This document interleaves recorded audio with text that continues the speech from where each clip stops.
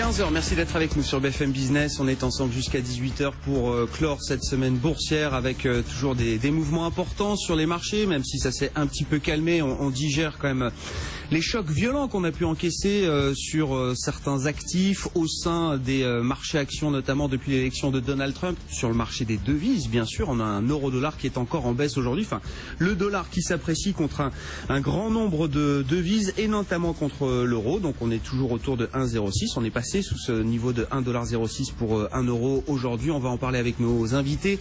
Aymeric Didet qui est avec nous en plateau, le directeur de la gestion sous mandat de Pergame. Bonjour Aymeric. Bonjour. Vous nous accompagnez pour cette première demi-heure. Et puis en duplex à Paris et à New York comme chaque après-midi, Antoine du côté d'Euronext à la Défense pour la Bourse de Paris et Grégory Volokin en duplex depuis New York, le président de Mescard Financial Services. Bonjour à vous deux. Grégory, peut-être un mot du dollar. Alors évidemment, c'est un mouvement qu'on constate, qu'on observe jour après jour, le renforcement du dollar qui s'est encore accéléré. On arrive quand même sur des séries historiques de hausse du dollar face à un certain nombre de devises et on regarde évidemment de très près notamment la parité euro-dollar.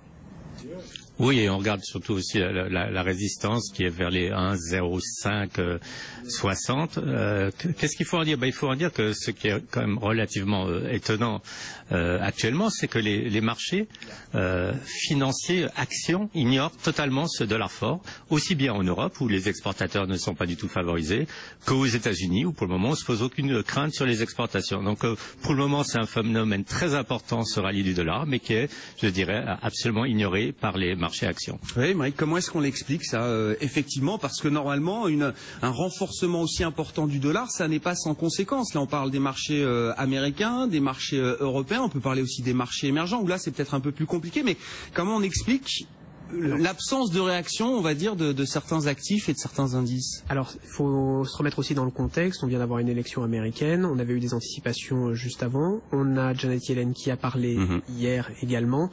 Donc, ça explique déjà une partie du mouvement. Ouais. Donc, on est conforté dans le fait qu'elle pourra monter les taux. Et donc, ça explique déjà la hausse qu'on a du dollar aujourd'hui contre l'euro.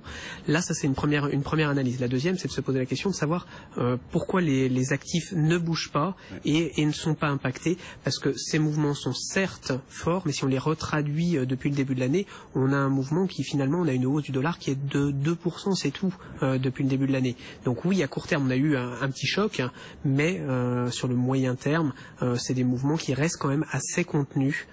Par rapport à ce qu'on a pu connaître dans le passé. On arrive sur des niveaux un peu d'exagération, là, on sait très bien, quand des tendances vont aussi vite, se font aussi rapidement, aussi fortement, il y a toujours un moment où l'élastique se tend un peu trop et le retour peut être brutal. Est-ce qu'on n'en est pas loin de ce moment-là ou est-ce qu'il y a encore un peu de marge? Il peut y avoir des forces de rappel, ouais. Tout à fait. Donc aujourd'hui, on vient de faire un mouvement qui est quand même important pour la période, c'est-à-dire une hausse du dollar en très peu de jours. On peut avoir des forces de rappel, avoir un dollar qui se stabilise entre 1,08, 1,10, 1,10 pardon, qui sont des niveaux aujourd'hui qu'on a eu d'équilibre quasiment pendant toute cette année.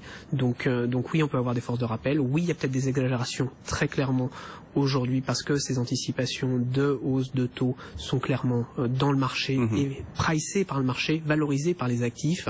Donc très souvent, comme souvent, on achète la rumeur.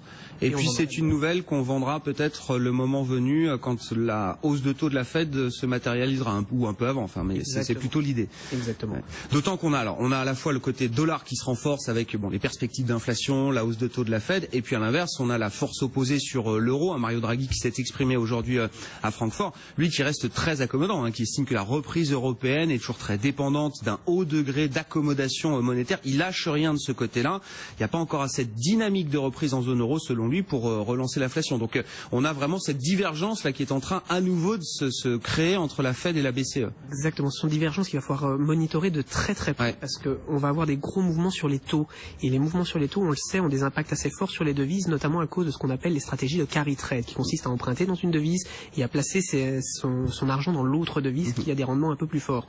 Donc on va voir si ces stratégies se mettent en place et peuvent avoir des conséquences très importantes dans des tendances long terme structurelles. On l'a vu dans le passé, quand il y a des grands décalages entre les politiques monétaires, ça a des impacts tout de suite relativement important sur les devises et notamment sur l'euro-dollar. D'accord avec ça, Grégory. Enfin, sur les devises, sur le dollar, mais aussi sur le marché obligataire américain, parce qu'on voit qu'on essaye de calmer un petit peu le jeu là aussi sur l'envolée des taux. On arrive à des niveaux où il y a quand même des forces de rappel qui s'exercent, selon vous? Oui, je suis tout à fait d'accord avec ce que vient de dire votre interlocuteur.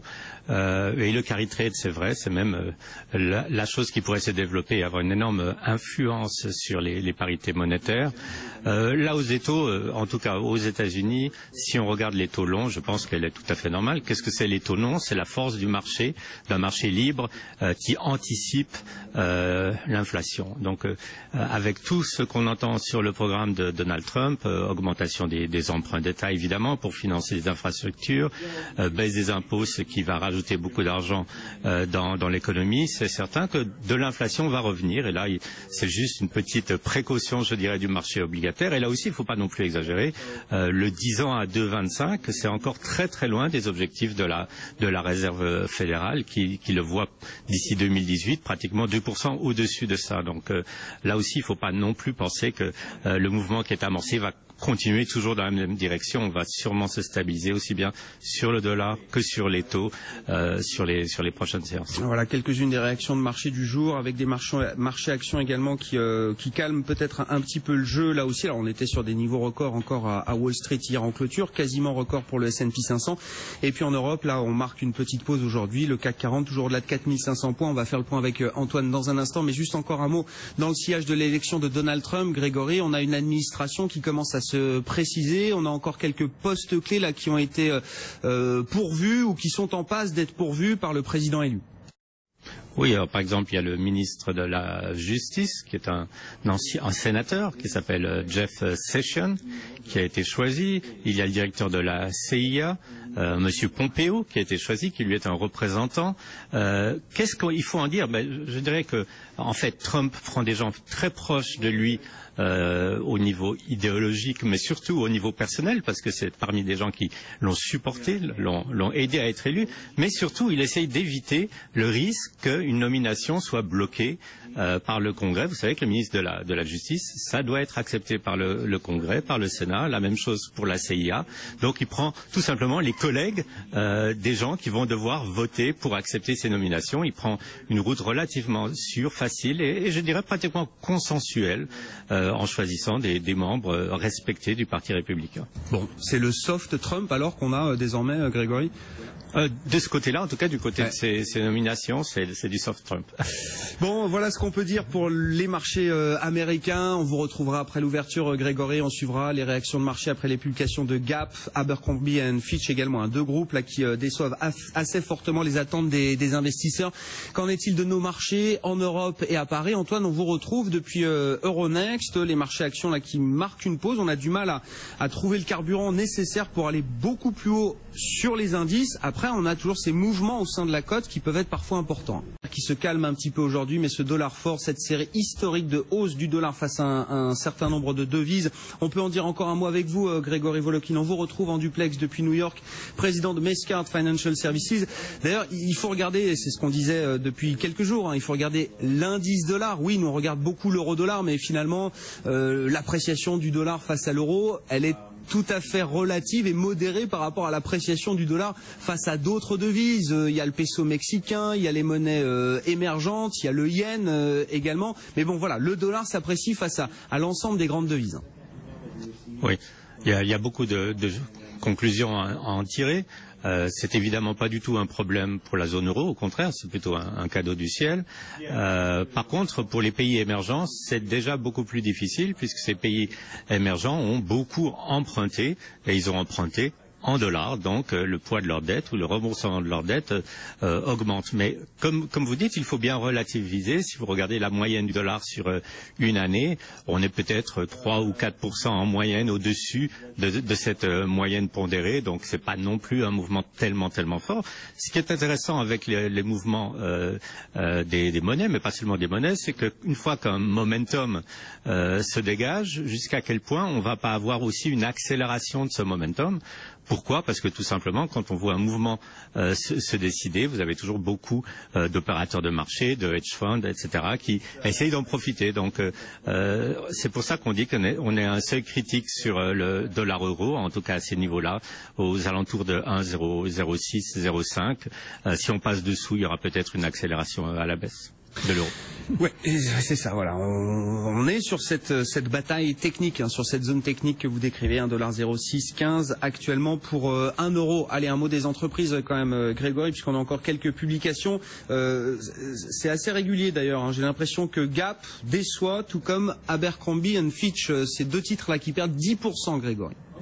Oui, et en fait, ils déçoivent, mais il y avait eu quand même des gros espoirs, en tout cas du côté de Gap. On avait eu l'impression que leurs activités s'étaient stabilisées. Et puis là, on regarde tout d'un coup sur le trimestre, qu'est-ce qu'on voit? Des ventes à magasins comparés en baisse de 8%. Donc ça veut dire que, bon, en fait, ce tournant qui avait été espéré n'a pas l'air d'avoir été pris et il n'y a toujours pas plus de trafic dans les magasins de Gap. Abercrombie & Fitch, c'est encore plus préoccupant parce que Abercrombie a fermé beaucoup de magasins, fermé beaucoup d'enseignes. Et là, les ventes à magasins comparés, donc à magasins existants, sont en baisse de 14%. Donc je dirais, qu'est-ce que c'est? Tout simplement, c'est une fois de plus le phénomène de mode. Hein. Les modes se déplacent très très rapidement. Gap, c'était à la mode il y a 20 ans. Abercrombie & Fitch, c'était peut-être il y a 5-6 ans. Et maintenant, c'est des enseignes comme les autres. Et les investisseurs qui cherchaient un peu de croissance dans la distribution, maintenant partent tous de ces titres.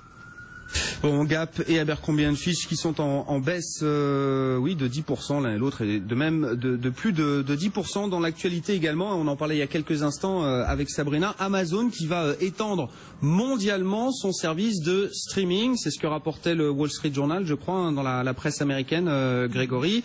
Là, ça devient une sacrée concurrence pour Netflix au niveau mondial. Ils se battaient sur le marché américain et maintenant leur terrain de jeu, enfin évidemment leur terrain de jeu, ça devient le monde.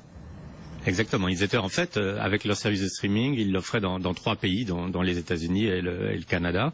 Là, ils vont passer d'un coup à 200 pays.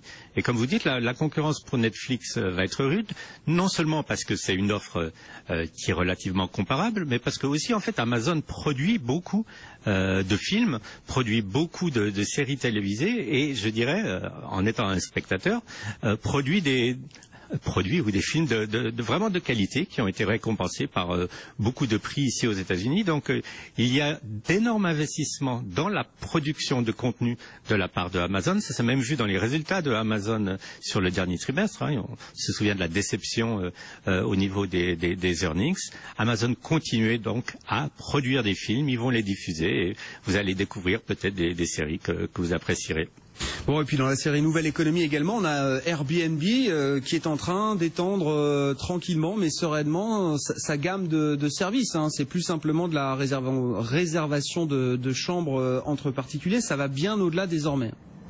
Oui, et c'est étonnant qu'on n'y ait pas pensé plus tôt en fait, mais c'est vrai que là ils vont proposer des services qui sont un peu la concurrence de sites de réservation internet comme Expedia par exemple. Hein. Alors qu'est-ce qu'ils vont proposer? Ils vont proposer d'abord, ça c'est assez soft, des visites thématiques dans les villes. Donc si vous allez à Bordeaux, on va vous faire visiter des vignobles, ça c'est très bien. Mais ils vont surtout vendre des billets d'avion, ils vont vendre ou des locations de voitures. Donc en fait, ils vont essayer de construire une activité qui recouvre tous les besoins des voyageurs. Et je dirais, c'est un test. Et là, on parlait de la concurrence Amazon Netflix. Là, alors je pense qu'il y a beaucoup d'autres compagnies qui vont être un peu inquiètes de voir Airbnb rentrer dans leur domaine d'activité. Bon, et puis un mot quand même de politique, hein, dans le sillage évidemment de l'élection de Donald Trump. On en parlait tout à l'heure aussi, Grégory, mais l'administration prend forme. Alors je crois qu'il y a plus de 4000 nominations à faire, donc évidemment c'est pas Donald Trump tout seul qui va procéder à ces 4000 nominations, mais en tout cas il choisit les personnes qui vont prendre les postes clés. On a quelques nominations, alors qui sont peut-être encore à venir, mais il y a des noms qui circulent pour certains postes importants, et puis il y en a qui ont été décidés. C'est le cas notamment, je crois, de l'Attorney General qui est le ministre de la Justice aux États-Unis. Oui, il y a eu l'Attorney General qui a été désigné et le directeur de la CIA. Et tous les deux sont membres de la Chambre des représentants ou du Sénat. Tous les deux avaient été des supporters de Trump. Et tout à l'heure, vous me faisiez la remarque, est-ce que c'est du soft Trump? Ce qui est soft, je dirais, c'est qu'ils choisissent en fait des personnalités qui font partie, en gros, de l'establishment politique républicain. Par contre, c'est des gens qui ont des vues relativement extrêmes.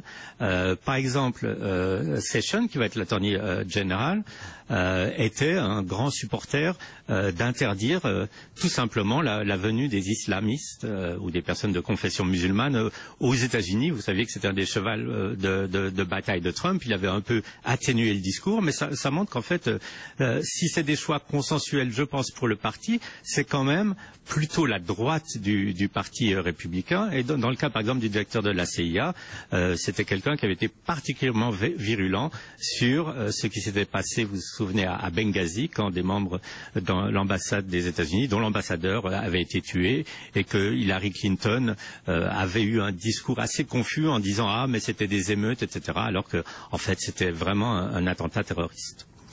Bon, voilà pour ces nominations et puis ces marchés américains donc qui vont digérer un petit peu tout ça. Est-ce qu'on rentre dans une phase de digestion là? Est-ce qu'on va essayer de discerner un petit peu ce qui tient à l'émotionnel pur et dur après l'élection de Donald Trump, Grégory, et puis ce qu'il y a peut-être de plus rationnel en termes de tendance sur les marchés? Est-ce que ça va être le moment de le faire là? Mais je dirais les marchés sont pas irrationnels. Si on regardait par exemple les prévisions ou les anticipations d'une baisse des impôts sur les compagnies, avec ce fameux chiffre passé de 35% à 15%. Le calcul qui a été fait par des maisons d'analyse, pas par moi-même, mais par des grandes maisons de Wall Street, c'est que en baissant ce taux d'imposition des compagnies, on leur permet en moyenne d'augmenter leurs profits sur 2017 de 30%.